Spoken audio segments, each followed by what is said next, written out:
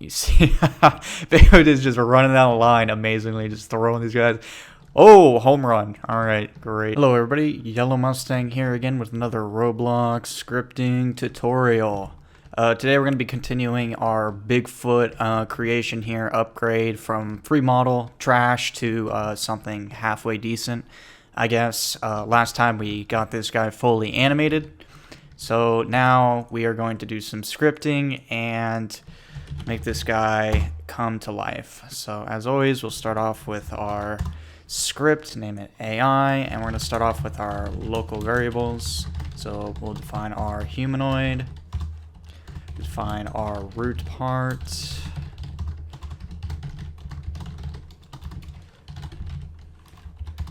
and we will define I think that's good for now. I'm kind of doing this differently this time. Normally I go word for word on what I already have created, but this time I'm going to kind of freehand this as we go. So it's going to be more errors, it's going to be more of me troubleshooting, but it's going to be maybe better. I don't know how this is going to work. Anyways, we're setting up our throw animations now. So we'll do my human load animation, if I could spell it, throw. So basically Bigfoot is going to pick up the enemies and just throw them away and then deal like 50 damage.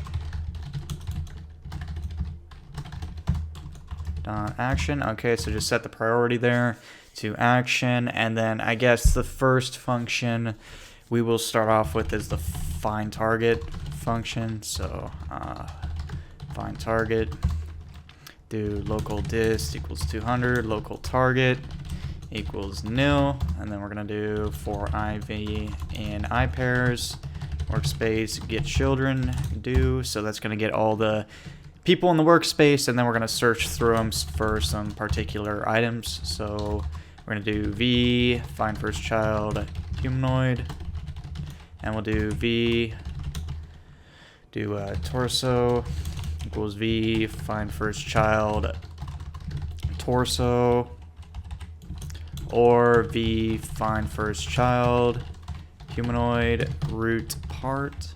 Okay, so that should be good. So we'll do if there is a human, and if it has a torso, and if v.name is not the script.parent.name, then continue. So all Bigfoots are on our team, so we will not consider them valid targets for this. Let's actually skip out of this function and create one more function real quick. So we'll do check dist to target. So this is going to be simple. This is going to return how far away we are from the target. So we'll do my root dot position minus target dot position dot magnitude. Okay, so that should be good there. So now we're going to do if again, and we're going to do if check dist target is less than the distance. So if they are close enough to us, and if their human.health is greater than 0, then they are a valid target. So we'll do target is torso. And actually don't have this target because we don't have that set yet. We need to check the distance from torso, not target. Target's a nil value, so that'll give you an error. Don't do that. Don't do what I do. I'm bad at this. Next, we're going to update the distance. So we'll do dist equals check dist torso. So that way the next target that we loop through will be closer. And then at the end here, we're just going to return target, which is going to return the torso so we can path find towards whatever torso is closest to us, essentially. It's an old way of doing it, but I mean, it has stood the test of time, so I will continue doing it as other people have in the past. Until I find a better way, we will just continue doing it that way. The next function we will set up is path to target, as usual. So we'll do local path equals game get service pathfinding service create path, and then we need to define how big Bigfoot actually is in this path. So I actually don't know how big Bigfoot is. He's pretty large. He's a large man. Let's set this move to 1, And here's how you find out the size of your NPC right here. You just get a part. I'm going to check the size. So he's 13 studs tall. So 13 tall, and then we'll find the radius here. So we just go from the center and measure out. So he is going to be, yeah, that's close enough. 13 tall, and then 6 for the radius. Okay, that's good. Okay, so up here we're going to do local path args equals agent radius. And yeah, we need a bracket here because we're making a table. Let's get this thing inside the table. There we go. Agent radius is 6. Agent height, Jesus, height is 13. And then we'll do agent can jump is equal to true. Okay, so there's our custom arguments for our pathfinding as always, and then we just stick it in here. So path args.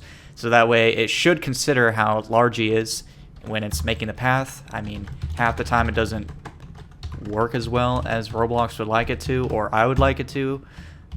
But we're just gonna do that because it's the right thing to do, I guess. All right, so then we're gonna compute the path, and then we're gonna do if path.success is equal to enum path status.success, then continue, else path failed. Probably make an unstuck function or something and stick it in there. So if it's successful, then we want to get the waypoints. So waypoints is path get waypoints, and then we'll loop through the waypoints. So just go through every single waypoint, and then we're going to do if v.action is equal to enum.path waypoint action.jump. Then we are going to have our humanoid jump. So jump equals true. Good. And then we're going to have my human move to the waypoint position. Good. All right. All simple enough.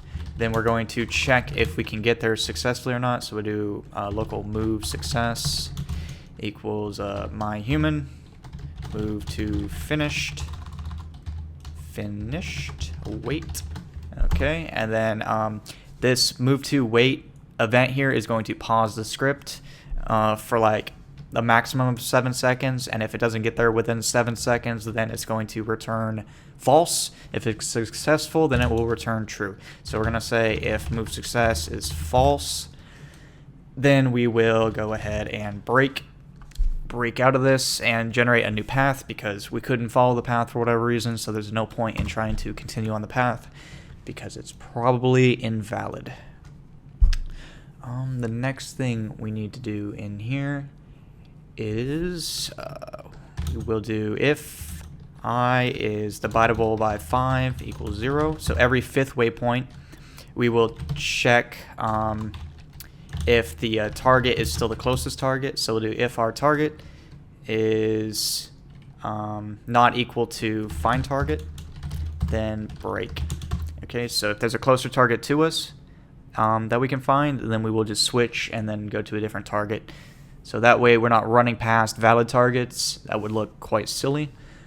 And then after we do, come back up here. I know this is kind of messy, but just bear with me here. So up here, we're going to spawn a function. And we're going to do wait 0.5 if my human dot walk to position dot y is greater than my root dot position dot y, then we'll just have our human jump again. So this is like double checking to make sure that we don't need to jump, because sometimes the pathfinding service will get you stuck even though it's not supposed to. So that's a little double check there. That should be good. Let's go ahead and create that get unstuck function up here. So we'll do function get unstuck. Okay, and then all this is going to do is just say my human move in a random direction. So -1 0 map.random -1 1. Good. Okay, so that is going to make our humanoid move in a random direction on the X and the Z axis. The Y is not relevant because we cannot fly. And then we're going to tell our human to jump. True. Because, you know, jumping fixes the problem like half the time. That's like the biggest issue with Roblox NPCs is they just need to jump and they don't jump. I don't know. So we will have lots of checks for jumping. So let's see here. So if not move success, then we will run the get unstuck function. If the path fails, then we will run the get unstuck function, and that'll give it a little bit of delay, get a half-second delay in there. That should be good. I guess we can go ahead and set up the main function and just verify that all this is actually working. So function main, and then we'll set up our while loop here, and then we'll do if my human.health is greater than 0, then main. If it's less than 0, we're dead, so we will just break the whole script. So main, so we'll do local target equals find target. If target, then we will path to the target. Path to target. Why did I type it like that? Path to target. What the hell? Okay. So get rid of that path, lowercase that, path to target. I guess I had a little stroke there. Alright, so path to target and target. So actually, we want to make sure we're far enough away. We don't want to like be right on top of the guy. So we'll do if check distance to the target is greater than 5. Then we will move towards him. If it's less than 5, or check distance is greater than 5. So if it's less than 5, then we're going to probably attack. We're going to be close enough to attack him. If there is no target, then we should probably have him wander or something. But that is for another time. So let's go ahead and see. Let's go ahead and see how well this guy works now. So Bigfoot, do your thing. Sweet. All right, errors right off the bat, of course. Oh, path.status. So replace success with status. Cool. And then walk to position is not walk to position, it's walk to point. Okay. Basic typos as usual. Okay, now he's moving. Who knows where he's going? But looks like he's moving pretty well. And it looks like he's getting attacked by my turret, and he bursts into flames. It's amazing. The turret will be in the next video, so if you see the turret, you like the turret, then stay tuned because it's going to be amazing. It's coming out really well. So let's see. I remember the check we needed to do in here now. So we want to do if waypoint. Let's see. If my route dot position. No, sorry. We're gonna do if target dot position minus waypoints, number waypoints. So we're gonna find the position of the last waypoint and then compare it to the target position. So we want to make sure the target is still near the end of the path. So if it's not near the end of the path, then we're gonna just generate a new path essentially. So if that is greater than, if it's greater than 15, I guess we will break, and then it'll generate a new path, and that way we're not walking to where the target was. We want to walk towards where the target currently is. That'll be good. I guess it looked like he was following pretty decently already. So let's go ahead and we will create the attack functions now. So we'll just do function attack target. So we'll do if attack cool is equal to true, then attack cool is false. Okay, let's go ahead and actually declare that boolean up here. So do local attack cool is equal to true. So that's going to be our cooldown, so we don't attack like way too fast. And then down here we'll just do a simple spawn function. Wait 0.5 seconds, I guess. Attack cool is true. end. Okay, we're using spawn functions, so it doesn't hold up the whole script. This spawns it in like a separate script, essentially. So we can do multiple things at one time without, you know, delaying him. Because we want him still moving towards the target even while his attack is cooling down. So the spawn function tactic is a good way of doing that, essentially. So we will do target target.parent.humanoid change state, I believe it is, and then we're gonna do enum.humanoid state type dot falling down. So when we pick them up, we want to make sure the humanoid is off balance, or it's gonna mess up this. So then we're going to do we're gonna teleport the target. So we're gonna do target.cframe equals to oh god. Oh man. Target.cframe is equal to okay, we need another variable up here. We need our right arm also. So we do local right arm equals script.parent, wait for child, right arm, not leg, arm. There we go.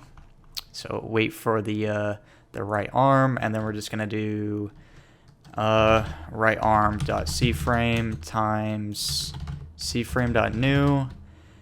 I believe it's on the x-axis we want to teleport the guy to. So we want him to be like at the end of the arm, like we're picking up the torso and putting it in our hand. So I think this will put it there. We're gonna have to play around with this a little bit. But we want to also play that throw animation. So we'll do throw animation play, and then we'll wait like no. So we want to play the animation after we pick him up. So we'll do this. So we'll do pick him up, then we'll play the throw animation. Okay, that'll be good. Okay, so then we pick up the target, we put him in our hand, and then we're gonna create a weld so it sticks to our hand. So we're gonna do instance new weld constraint, and then we'll just set the parent to be script.parent. Keep things clean. We'll set part 0 to be our right arm, and then part 1 is going to be target. So that way it's going to stick to our hand while we're doing the throw animation. So then we're going to play the throw animation, and then we're going to wait 0.3. So let the animation play for a second, and then we're going to destroy the weld, and then we're going to set the target dot velocity is equal to our root dot cframe dot look vector times 500. So the C-frame look vector just tells us what direction our torso is facing, and then it'll give us a number based on that, and then we times it by 500, so we get a ton of speed in the proper direction. So the guy's gonna go flying, essentially. It's gonna be pretty great. And then while he's flying, we will do target.parent.humanoid.take damage. And we'll do like 50 damage when we throw this guy. So that looks pretty good to me. I'm sure it's not good. It's gonna be super broken. But let's see if this 1.5 was good enough. We'll have to watch it and see if it's good. So let's go ahead and undo this. Do attack target, and then that should be good. Let's go ahead and see if this guy actually attacks or not. Okay, already we got some amazing errors. Line 64, target out position. Yeah, I forgot the dot magnitude in here, so just make sure you got the magnitude is greater than 15. Let's go ahead and run this again. Okay, we see Bigfoot doing Bigfoot things. And we might have to delete my amazing turret because he is too good. Alright, turret. You're amazing, but goodbye. Alright, anyways. Now that we got some peace and quiet, Bigfoot. Alright, Bigfoot, have a stroke. I don't care. We need to make Bigfoot faster because he's huge and he should be faster. So walk speed is set to like 25. Be good. Now let's change his jump power too. We'll make him jump like super high. Let's do jump power like 75. jump power, so he just like jumps crazily. Oh, there we go. All right, now this is a Bigfoot. This is the squatch factor. See if he could pick him up, that'd be great. Maybe he's not gonna get close enough. Yeah, he's not, huh? All right, let's play around with that this area here. So we'll do within 10. Because to be fair, the humanoid root part is fairly high off the ground because Bigfoot is so tall. So I guess 10 will be good. Oh shit! It works. It works right off the bat. All right, great. All right, so you can see Bigfoot is doing the cha-cha here. I don't know what he's doing. Jesus Christ. Okay, got another error here. That's good. Move. Okay, I guess we need to put this in a vector 3 is what that's saying. So put vector 3 new. This. It's weird. Some of these like move to or whatever don't require vector 3, but this one does. I don't know. I can't keep track of everything. So Bigfoot, you can see he kind of gets stuck on stuff. So like his head is so far forward, he like hits his head on random stuff. So we will set up some touched events to make him jump. So we'll do so let's declare our head variable up here. So we'll do it up here. We'll do local my head equals script.parent, wait for child head. Great. And I'm going to do the same thing with the chest also. So we'll do local chest equals script.parent, wait for child chest. Okay, great. I don't know if I had that named from last time or not, but I did, so it worked out. So now we'll do my head. Oh, Jesus. My head dot touched.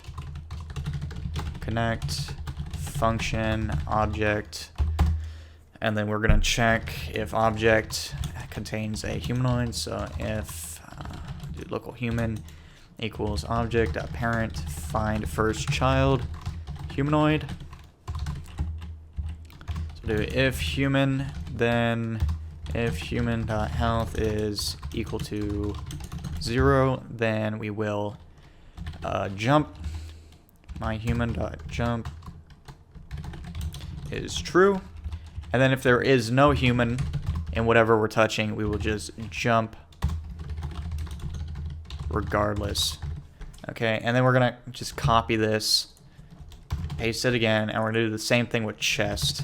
Also, because I know when the chest gets touched, we also want to jump, but only if we're touching something that's in the way and not something that we're actually attacking. So there we go. He throws the figure at amazing speed.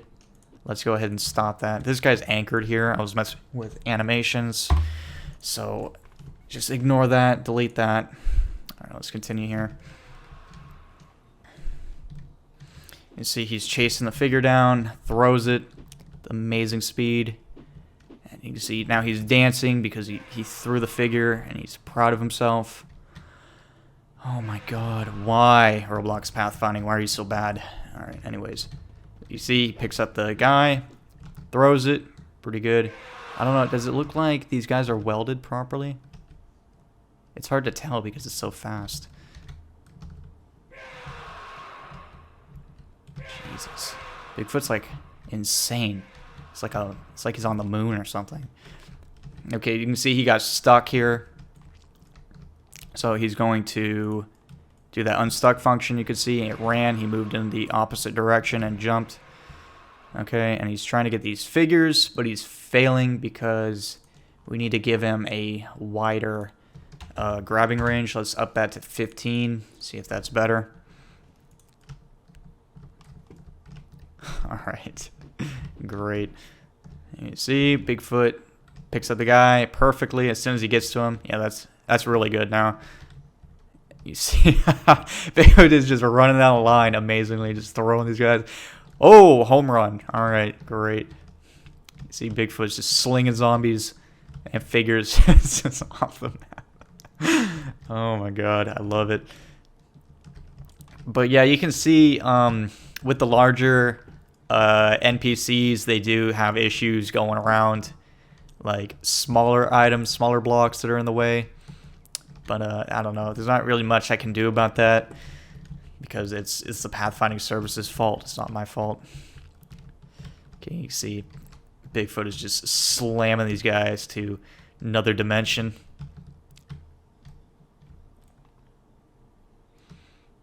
There we go. He got him eventually. Then you see Bigfoot is navigating the map pretty well. He's not getting too stuck anywhere. He's jumping a lot, but I mean, he's working a lot better than the other Bigfoot would. You know, just sliding around the map, not doing anything. Oh my goodness, love it. So I guess we should probably set up like a died thing for him. So let's go ahead and go to the top, and we'll set up the clone variable. So I'll do local clone equals script.parent clone, and then down here we're going to do an event. So my humanoid died connect function, and then we'll do for IV and I pairs script.parent get children do if v is a base part, then v.can collide is true. So I don't want all of his claws and stuff like falling through the map. I want him to you know, stay there for a minute and look like he actually died, because it kind of looks weird when certain body parts fall through the map and other body parts don't. So we'll just make sure everything can collide. And then 10 seconds later, we will do clone.parent is the workspace, so that will respawn him. And then we need to get rid of the old body, so we'll do get service debris, which is used for removing items.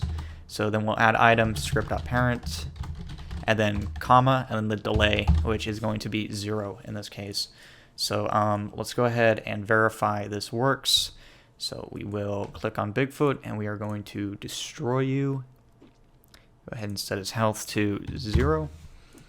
All right, let's go ahead, and we will wait 5 whole seconds and watch this figure get eaten by zombies while Bigfoot here hopefully respawns. And there he goes. All right, looks good. All the body parts, you know, stayed over there. It looked like he died. Wasn't super glitchy, so that was pretty decent. You see Bigfoot is having a great time running around the map, destroying zombies and stuff. I guess we should probably make a wander thing for him as usual. So where should I put it? We'll do, after get unstuck, we'll do function wander, and we'll do local x random equals map.random -50 50 local zrand equals map.random -50 50, and then we'll do local goal equals my root dot position plus vector3.new xrand 0 and then zrand. Alright, so that's going to generate a random point based off of where we are currently standing, and then we'll do local path equals game get service pathfinding service create path, and we will do path args, so we let the game know that it is a humongous NPC and account for that. Then compute async starting position will be my root not position, ending position will be the goal, and then we'll do if path dot status is equal to enum dot path status dot success, then continue, else path failed, so we'll do get unstuck, and then just go from there, probably loop through again. So then we need to do local waypoints equals path get waypoints, and we'll do loop through the waypoints for IV in pairs waypoint do if v.action is equal to enum dot path waypoint action dot jump, then my human dot jump is true. So just tell our character to jump there, and then as usual just have our human move to v dot position, and then we're going to spawn our jump check thing. So we'll do spawn wait 0.5 if my human dot walk to point dot y is higher than my root dot position, then myHuman.jump equals true. Okay, so that'll double check if he needs to jump or not. And then we'll do local move success again equals myHuman.move to finished. Wait. I'm going to do if not move success, then we will do get unstuck and then break out of this and generate a new path. And then we'll do, after that we will check, we'll do if I dividable by 5, so every 5th waypoint will perform a check if we have any valid targets. We'll do if find target, then break. So this will just see if it returns a torso. If it does return a torso, then we'll break out of this loop. We'll come back down to main, and then we will go ahead and assign this variable and start, chasing and attacking the target or whatever. Let's verify this actually works. So we need to adjust this guy's range. So we'll set the distance from 200 to 50 in this case. And then we'll put Bigfoot over here by himself in the corner because that's where he belongs. Okay, and he is just standing there because I forgot to add the function to the actual main thing. So we'll do else, and we will do wander. There we go. Okay, let's run through this again. Now Bigfoot will wander around, and then we will get lots of errors for some reason. So mess something up. Let's see if yeah, I forgot the Y. So my root position dot Y in there. Okay, now we don't have the game screaming at us. Okay, and we have Bigfoot trying to bounce into the earth for some reason. He wants to join the void. There we go. He found an enemy to attack, so he gave up on his journey to the void, which is, I guess, good for us because that was horrifying to watch. And you see Bigfoot's, just going on his way, wandering around. Know where he's going now. He's going up here. Oh, nice. Cool. Dynamic. All right, and you can see he wants to get down. He gets down to attack the zombies. And he attacks the zombies. Then he dies, and you can see all of his claws and stuff and body parts are all perfectly in place here. Then after 5 seconds or whatever, 10 seconds, he will come back, and he will be wandering around again. And you see he's just absolutely destroying these figures because that's what they deserve. And you can see he's just wandering the map. He's walking the tightrope of reality. But anyways, I think that about concludes this tutorial on upgrading Bigfoot. As usual, he will be posted in the description, the model, so you can just, steal my model and add it to your games, and that'll be great. I would like to thank you guys for watching. Please like the video if you haven't. Please subscribe, and I will see you guys.